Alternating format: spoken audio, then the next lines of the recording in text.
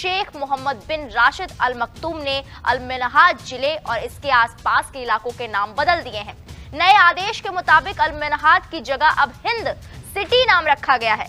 United nation general assembly के president पहली बार दुनिया के किसी कंट्री में बायलैटरल विजिट पर आए हैं और वो कंट्री है इंडिया। UNGA के प्रेसिडेंट इंडिया विजिट कर रहे हैं, 3 डे विजिट पर हैं, संडे से लेकर आगे तक, यानी कल तक वो विजिट पर आएंगे इंडिया के। उन्होंने इंडिया की तारीफ की है, बल्कि ये भी सुनने में आ रहा है कि शायद इंडिया अब यूनाइटेड नेशन का परमानेंट मेंबर बनने जा रहा है, क्योंकि बहुत से परमानेंट मेंबर ऑलरेडी इंडिया की फेवर करते नजर आ रहे हैं। ये बताता है इंडिया का बढ़ता हुआ वर्चस्व जियोपॉलिटिक्स में, इंडिया का बढ़ता हुआ स्टैचर जियोपॉलिटिक्स में। एक बात मैं बताता चलूं कि बिलावल भुट्टो ज़रदारी रशिया पहुंच गए हैं। पाकिस्तान कभी किसी मुल्क के पास जाता है, कभी किसी मुल्क के पास जाता है, कभी किसी बैंक के पास जाता है। रूस तेल आज दे दो, पैसे 10 साल के बाद बात करेंगे। तुम तो उस काम के लिए गए हो, तुम भीख मांगने के लिए, तुम भीख मांगो ना यार। भाई प्याज 350 रुपए किलो और डॉलर 266, तो बताओ कौन जीता? ये क्या गम है यार। कभी लाइट नहीं होती, कभी भाई आटा नहीं मिलता, कभी तेलियों में गैस भर के लेके भाग रहे होते हैं साले।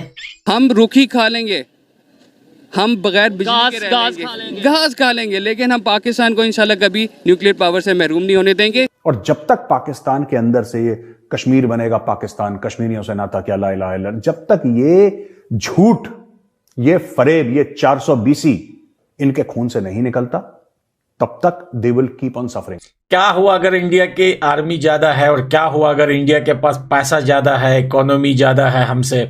भाई हम तो लड़ेंगे अपने जज्बे से, लेकिन आज जब आटा खत्म हुआ, जज्बा ऑटोमेटिकली गायब हो गया भाई। और सबसे बड़ी बात मैं बताने लगा हूं, इस वक्त आगे क्या होना है वो भी बता देता हूँ। श्रीलंका किस तरह आजकल सर्वाइव कर रहा है, वो पहाड़ बेच रहा है, अपनी गलियां सड़कें बेच रहा है। आपकी भी हर शय बिकेगी, PIA बिकेगी, स्टील मिल बिकेगी, मोटरवे बिकेगी, एयरपोर्ट बिकेगी, आपके कपड़े बिकेगी। हेलो, जय हिंद दोस्तों, एक और बुरी खबर हमारे पड़ोसी मुल्क पाकिस्तान के लिए सामने आ चुकी है। यूनाइटेड नेशन जनरल असेंबली के प्रेसिडेंट 3 दिन के लिए भारत के दौरे पर आ रहे हैं। दोस्तों, ये UNGA के प्रेसिडेंट का पहला विदेशी दौरा है, और पहले ही विदेशी दौरे में भारत आना UAE और भारत के संबंधों को दर्शाता है। दोस्तों, इसी के साथ आज पूरी दुनिया को भारत एक उम्मीद की किरण के रूप में नजर आने लगा है। वही हमारा पड़ोसी मुल्क पाकिस्तान भारत और UAE के बढ़ते संबंधों के कारण चिंता में डूबा है। इतना ही नहीं दोस्तों, UAE के प्रेसिडेंट ने अपने एक शहर का नाम हिंद सिटी के नाम पर भी रख दिया, जिसे देखने के बाद पाकिस्तानी मीडिया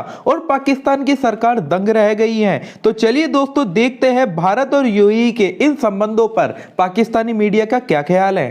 हम देख रहे हैं कि UNGA के प्रेसिडेंट इंडिया विजिट कर रहे हैं, 3 डे विजिट पर हैं, संडे से लेकर आगे तक, यानी कल तक वो विजिट पर आएंगे इंडिया के। तो आखिर ये जो यूनाइटेड नेशंस जनरल असेंबली के प्रेसिडेंट का वहां पे जो विजिट है इंडिया का, उसका क्या मकसद है और उसमें क्या कुछ हासिल हो सकता है उनको भी और इंडिया को भी, हम ये पूछना चाहेंगे। बल्कि इसी के साथ आपकी तरफ एक विजिट जो हो रहा है, उसी के साथ हमारी तरफ एक विजिट होना था, प्रेसिडेंट ऑफ UAE ने यहाँ पर आना था, लेकिन वो कैंसिल हो गया और उसकी बहुत सारी वजूहात सामने आ रही। तो मैं आपसे सबसे पहले ये जानना चाहूंगी कि ये जो विजिट है, जिसको ये कहा जा रहा है कि ये उनका फर्स्ट बायलैटरल विजिट है कहीं का, तो आखिर उन्होंने ये क्यों समझा, या इसकी कितनी सिग्निफिकेंस आप देख रहे हैं? क्योंकि ये कहा जा रहा है कि मल्टीलैटरल जो इश्यूज हैं वो उसके पर बात होगी, बायलैटरल इश्यूज पर बात होगी। उनका एक रिस्पेक्ट, उनका एक स्टैचर को सलाम, जिसे हम कहते हैं स्टैचर को सलाम। आप स्टैचर में आया आपके यहाँ, ये नहीं कि हमें इस चीज का घमंड है, ये नहीं कि हमें इस चीज का अहंकार है, बट ये एक कहते हैं यूरोप। ठीक है, मुझे ये बताएं, जितनी मल्टीनेशनल कंपनीज हैं उनके हेड ऑफिस इसराइल में मौजूद हैं। आपको लगता है कि टेक्नोलॉजी के टाइम में रिसर्च बेस, जब आज के दुनिया में आज के टाइम पे हो रहा है, सब कुछ रिसर्च बेस हो रहा है, इस टाइम पे टेक्नोलॉजी को देखते हुए हमें या किसी को गिराने के लिए, अटैक करवाने की जरूरत है कि टेक्नोलॉजी के थ्रू भी हम सारा कुछ कर सकते हैं? या अगर इसराइल ने हमारे खिलाफ कुछ करना है तो वो तो टेक्नोलॉजी यूज़ करेगा, यहाँ पे धमाके करवाएगा? ये एक मेरा सवाल है। देखिए जी, 3rd जनरेशन वॉरफेयर है ये। 3rd जनरेशन वॉरफेयर जो है, उसके डायनामिक्स और सारी चीज़ें बहुत डिफरेंट है। ठीक है, इसमें सबसे पहले मुल्क के अंदर उसको डिस्टेबलाइज किया जाता है। जैसा Lebanon is the biggest example among अस।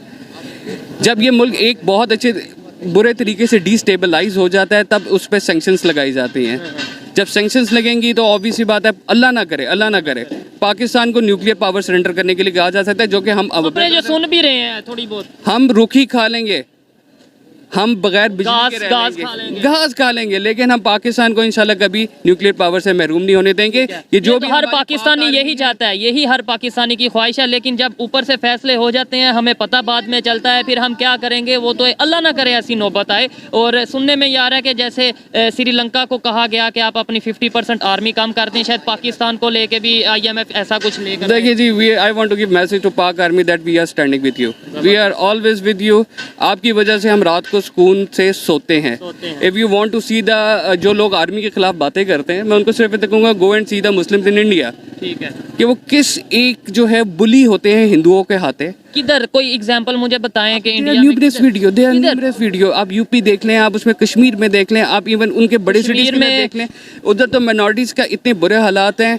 अब कल परसों एक वीडियो शेयर हुई भी थी जिसके अंदर वो एक बंदा नमाज पढ़ा था, उस पर कुत्ते छोड़ दिए गए। अच्छा ठीक है, अब I don't know whether it was India और समवेयर एल्स, लेकिन मुसलमानों के मैं आपको देखें यही बात है ना, डिस्कशन बच्चा बस हाँ, इसके बाद हम वाइंड अप करते हैं। ये आपने बात थोड़ी सी इंटरेस्टिंग की है, आपने बोला मैंने एक वीडियो देखी जिसमें मुसलमान नमाज पढ़ रहा था और कुत्ते छोड़ दिए गए। ठीक है, ये देख के नो डाउट हर मुसलमान का दिल दुखेगा, लेकिन इस पे हम पूरे इंडिया को ब्लेम कर देंगे या जिसने ये किया उसको ब्लेम करेंगे? ऐसे हम ये भी कह सकते हैं पाकिस्तान। तो दोस्तों, जैसा कि आपने इस वीडियो के अंदर देखा ही, भारत और यूएई के साथ साथ अरब देशों से भारत के जिस तरह के संबंध बनते जा रहे हैं वो पाकिस्तान के लिए चिंता के विषय बन चुका है। इतना ही नहीं, एक तरफ तो पाकिस्तान जहां भूख और रोटी से बेहाल पड़ा है, वहीं भारत पूरी दुनिया के अंदर अपने नए नए दोस्त बना रहा है। आज पूरी दुनिया के अंदर ही भारत अपनी छाप छोड़ चुका है, और इतना ही नहीं, सैन्य तौर पर भी भारत ने अपने आप को काफी मजबूत कर लिया है। दुबई और अरब देशों ने पाकिस्तान को सलाह दी है कि वो भारत से कश्मीर के मुद्दे को बुलाकर सुलह कर ले। वैसे दोस्तों, आपको क्या लगता है, क्या भारत को पाकिस्तान की मदद के लिए आगे आना चाहिए? कमेंट में अपनी राय जरूर बताएं, और ऐसी ही वीडियोस के लिए चैनल को सब्सक्राइब करना